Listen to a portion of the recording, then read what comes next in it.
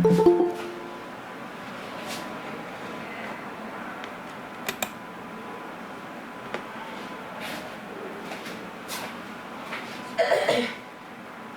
3, The Rocking Horse Winner, D.H. Lawrence. Then first of all we will learn about author.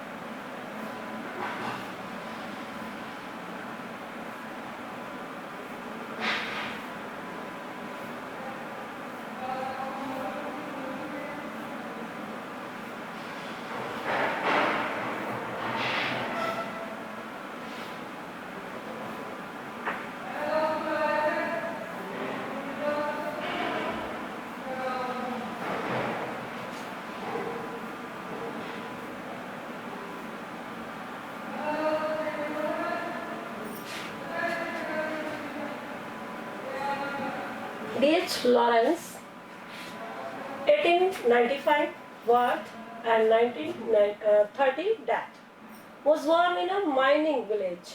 Mining village में उनका जन्म हुआ था. Mining village जहाँ पर कोयले की खान की माइनिंग हुआ करती थी, नॉटिंघम में, इंग्लैंड में. His father was a coal miner. उसके फादर कोल माइनर थे. And his mother a gentle and ambitious lady. उसकी मदर एक जेंटल, स्पेसिफिक जेंटल लेडी और एम्बिशियस लेडी थी. एम्बिशियस मतलब जिसकी बहुत ज्यादा महत्वाकांक्षा हो. Who had worked previously as a school mistress. पहले वो स्कूल मिस्ट्रेस की तरह वर्क करती थी. Their conflicting interest had a power impact on the physical and imaginative build-up of young Lawrence. Okay? Their conflicting interests had a powerful impact. यानी उनका जो मानसिक अंतर्द्वंद था उसका प्रभाव किस पर पड़ा? D.H. लॉरेंस पर. इम्पैक्ट मतलब प्रभाव. ऑन द फिजिक पर भी and imaginative buildup of young Lawrence. यानी जैसे छोटे बच्चे जो होते हैं वो अपनी मदर को, फादर को बहुत ज्यादा फॉलो करते हैं, उसी तरीके का उनके घर का एनवायरनमेंट था और उनकी मदर से वो बहुत ज्यादा इन्फ्लुएंस थे. तो उनके फिजिक का और इमेजिनेटिव क्वालिटीज का भी उन पर फर्क पड़ा. Lawrence wrote novels, poems and short stories, criticism and miscellaneous prose. Lawrence ने नॉवेल्स, पोएम्स, शॉर्ट स्टोरीज और क्रिटिसिज्म मतलब एनालाइज करके किसी भी बुक को पढ़ के उसके बारे में लिखना, पॉजिटिव और नेगेटिव, ये कहलाता है क्रिटिसिज्म. एंड मिसलेनियस का मतलब होता है डिफरेंट टाइप की प्रोजेस का. उन्होंने प्रोज का मतलब गद्य, जैसे फिक्शन है, जैसे नॉवेल है, जैसे कि आर्टिकल है, तो ये सब उन्होंने यूज किया. बहुत सारे चीजों पर उन्होंने लिखा प्रोज की पार्ट पर. And his work at its best is marked by intensity of feeling. उनका वर्क जो है वो सबसे अच्छा था. Is marked by intensity of feelings. और किससे रिलेटेड था? इंटेंसिटी ऑफ फीलिंग्स से. यानी जो हमारी भावनाएं होती हैं उन पर कोई कैसे छा जाता है, कितना ज्यादा हम उससे इम्पैक्ट उसका हमारे पर पड़ता लाइफ पर, और कितना ज्यादा हम अफेक्टेड होते हैं. ओके? अफेक्टेड मतलब प्रभावित, और इफेक्ट मतलब परमानेंट, जो इफेक्ट पड़ जाता है. ओके? तो इसीलिए जो इनके पेरेंट्स थे, उनकी मदर बहुत एम्बिशियस थी, तो उनकी मदर का एम्बिशियसनेस का जो नेचर था वो इनकी फीलिंग्स को भी बहुत ज्यादा उस पर इम्पैक्ट डाला, पावरफुल इम्पैक्ट डाला. और his work as its best, उनका वर्क जो था वो बहुत अच्छा था. Is marked by intensity of feelings, जिस पर की फीलिंग्स ने पूरी तरीके से फीलिंग्स छा रखी थी. साइकोलॉजिकल इंसाइट, आंतरिक रूप से वो साइकोलॉजिकल था, मनोवैज्ञानिक तरीका उन्होंने अपनाया। And vivid evocation of events, places and nature, और बहुत सारी यानी विविड, विविड का मतलब बहुत different type of evocation of events, तरह तरह के इवोकेशन प्रेजेंटेशन है इवेंट्स का, घटनाओं का, प्लेसेस का एंड नेचर का, उनके वर्क में। Okay, so now we will start the chapter rocking horse.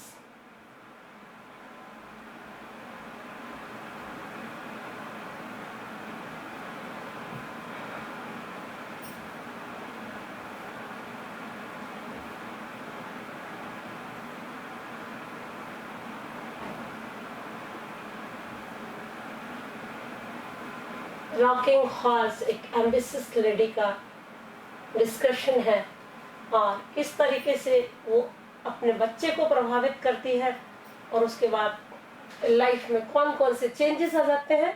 It has been described in this chapter. There was a woman who was beautiful, who started with all the advantages, yet she had no luck. एक lady थी जो कि beautiful थी, okay, बहुत सुंदर थी। वो started with all the advantages, यानी उसने स्टार्ट कर दिया एंड एडवांटेज यानी फायदा उठाने का, बट फिर भी यट यानी लेकिन शी हैड नो लक, वह लकी नहीं थी। She married for love and love turn to dust, उसने शादी की प्रेम के लिए, लेकिन प्रेम जो है टर्न टू डस्ट, धूल में बदल गया, यानी उसका प्रेम जो था वो नष्ट हो गया। She had borne children, yet she felt they had been thrust upon her and she could not love them. देखो, she had borne children, उसके born children में बिल्कुल दुबले पतले से बच्चे थे, yet she felt they had been thrust upon her, लेकिन वो लेडी ऐसा फील करती थी कि जैसे उन पर थोप दिया गया हो, बच्चों को डाल दिया गया हो। And she could not love them, वह उनसे प्रेम नहीं करती थी। समझ रहे हैं? कुछ लेडीज ऐसी भी होती हैं जो ऑलवेज थिंक अबाउट देमसेल्व्स, अपने लिए सोचती है, अपनी ड्यूटी के लिए सोचती है, वो अपने बच्चों के बारे में नहीं सोचती। ओके, ऐसे ही थी वो। अब क्या करती थी वो? They looked at her coldly as if they were finding fault with her. अब they looked at her coldly, वो उसकी तरफ बहुत मतलब अफेक्शन नहीं था, उसको बहुत ही कंटेम्पलेटिव नेचर बोला जाएगा, कि जैसे कि बहुत एक्साइटमेंट में नहीं लेते थे माँ को देखकर, जबकि बच्चे माँ को देख बहुत एक्साइट हो जाते हैं, कोल्डली लेते थे उसे, as if they were finding fault with her, जैसे कि उन्हें कोई फॉल्ट लग रहा है उसके अंदर, यानी उसके अंदर कोई कमी है, उसके मातृत्व में कोई कमी है, तो ऐसे उसे देखा करते थे। They looked at her coldly as if they were finding fault with her and hurriedly she felt she must cover up some fault in herself, और जल्दी ही उसने ये फेल्ट किया, महसूस किया कि she must cover up some fault in herself, वो बच्चे जो हैं वो उसमें कुछ कमियां देख रहे हैं। Okay, yet what it was that she must cover up she never knew, तो भी व्हाट इट वाज, ये क्या था, कौन सी कमी थी, that she must cover up she never knew, जबकि उस कमी को पूरा करना चाहिए था उसे, लेकिन वह जानती ही नहीं थी, उसे अपनी कमी से कोई मतलब ही नहीं था। Nevertheless, when her children were present, और इसके अलावा जब उसके बच्चे सामने होते थे, she always felt the center of her heart go hard, तो वह ये ऐसा महसूस करती थी कि जो उसका सेंटर ऑफ हार्ट है, दिल का जो बीज है, केंद्र बिंदु है, गो हार्ड, वो कैसा हो रखा है, हार्ड हो रखा है, ठीक है, कठोर हो रखा है। This troubled her and in her manner, और जिससे कि वो खुद ट्रबल्ड हो जाती थी, एंड इन हर मैनर, और उसके जो तौर तरीके थे वो भी गलत होते थे, and she was all more gentle and anxious for her children as if she loved them very much. लेकिन उसके बाद she was all the more gentle. वो अपने आप को कैसा बनाना चाहती थी? जेंटल बनाना चाहती थी एंड अनस्किस और बरीड होना चाहती थी किसके लिए? अपने चिल्ड्रन के लिए. As if she loved them very much, यानी वो ऐसा दिखाना चाहती थी कि वह अपने बच्चों के बारे में बहुत ज्यादा सोचती है और उनके लिए बहुत ज्यादा चिंता करती है. Only she herself knew that at the center of her heart was a hard little place that could not feel love. लेकिन एक बात थी उसके अंदर, she herself knew, मैं खुद भी जानती थी, okay, कि that at the center of her heart, कि उसके दिल के अंदर was a hard little place, एक कठोर सा प्लेस है that could not feel love, जिसमें कि प्रेम, मतलब कि प्रेम को फील नहीं किया जा सकता. नो, नॉट फॉर एनीबडी, नहीं, किसी के लिए भी नहीं. Everybody else said of her she is such a good mother. Everybody, हर कोई, एल्स सेड ऑफ हर, उसके बारे में जो कहता है, she is such a good mother, वह एक ऐसी अच्छी माँ है. शी एडोर्स हर चिल्ड्रन, वह अपने बच्चों की, एडोर्स नहीं वैसे तो पूजा करना होता है, यानी यहाँ पर कहा जाएगा कि वह अपने बच्चों को बहुत प्यार करती है. Only she herself and her children themselves knew it was not so. यानी दूसरों को देखने में ऐसा लगता था कि वो अपने बच्चों को बहुत प्यार करती है, बहुत अच्छी लड़ी है. But it was not reality, ये सच्चाई नहीं थी, वो उनको प्यार नहीं करते थे. They read it in each other's eyes, यानी कि they read it, वो इस बात को पढ़ते थे, in each other's eyes, एक दूसरे की आंखों में. There were a boy and two little girls. कौन कौन था उनमें? एक लड़का और दो छोटी लड़कियां. They lived in a pleasant house. एक बहुत अच्छे से घर में वो लोग रहते थे. With a garden, जिसमें गार्डन भी था, and they discreet servants, और उसमें सर्वेंट भी थे. And felt themselves superior to anyone in the neighborhood. और जितने भी लोग नेबरहुड में थे उनसे, उनमें वे अपने आप को सुपीरियर फील करते थे.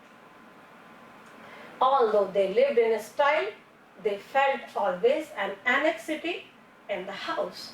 हालांकि they lived in a style, जिस स्टाइल में वो लोग रहते थे, they felt always an anxiety in the house. उनके दिल और दिमाग में एक एनेक्सिटी थी. एनेक्सिटी मीन्स चिंता थी, वरीड थी. There was never enough money. कभी भी पर्याप्त पैसा नहीं था.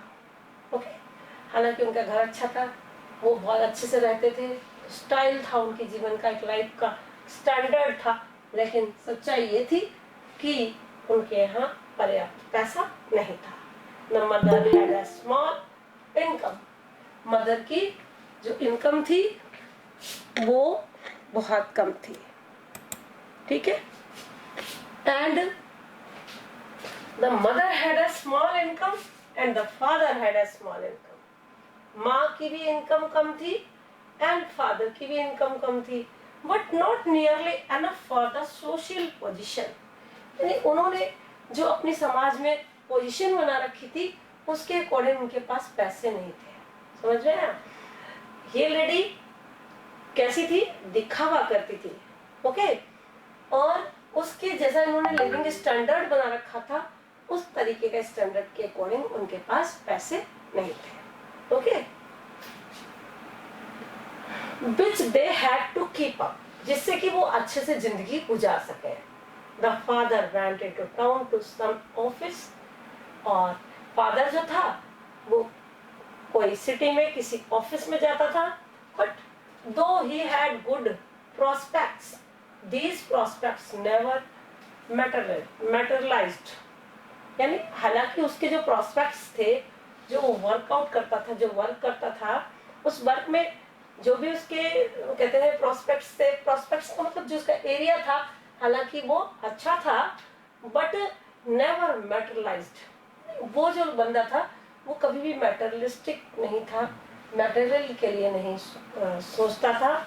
There was always the grinding sense of the shortage of money. क्योंकि उसके दिमाग में हमेशा एक ही प्रॉब्लम रहती थी, क्या? शॉर्टेज ऑफ मनी, पैसे की कमी।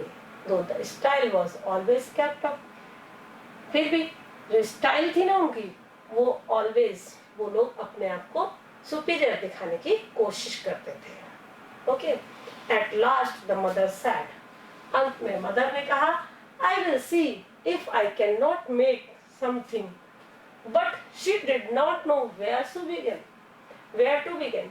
उसने कहा, I will see if I can not make something.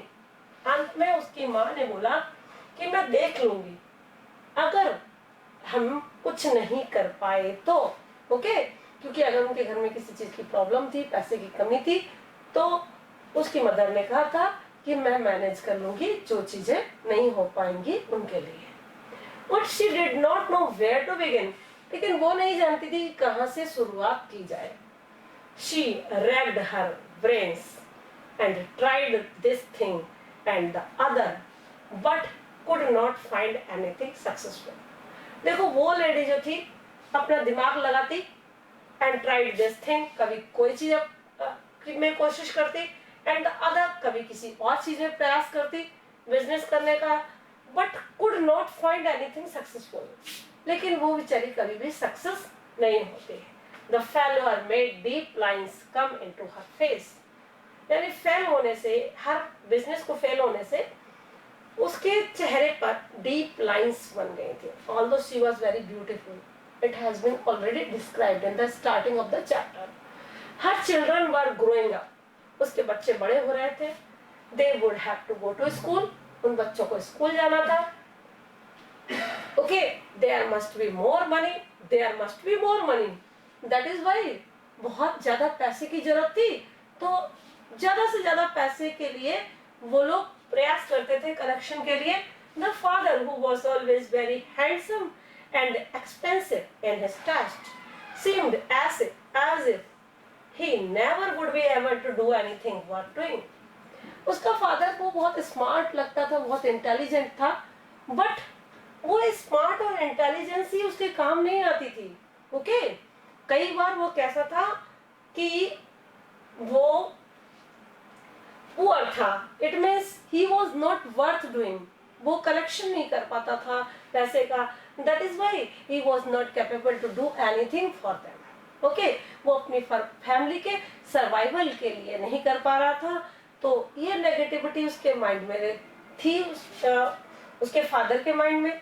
Okay, and the mother who had a great belief in herself, और जो माँ थी उसको अपने आप पर बहुत गर्व था, बहुत बिलीफ था, did not succeed any better, वो भी बहुत ज्यादा सक्सेस नहीं थी, and her taste was just as expensive, लेकिन उनके जो टेस्ट थे ना, मतलब उनके जो लालच थे, उनके जो अपना स्टाइल था उनका, वो बहुत ही महंगा था। ओके, और वो ऑलवेज क्या है, बहुत बड़ी बड़ी चीजों के बारे में सोचते रहते थे। Okay, okay friends, now tomorrow we will discuss. Thank you, have a nice day all of you, the class is over. Thank you. Okay beta.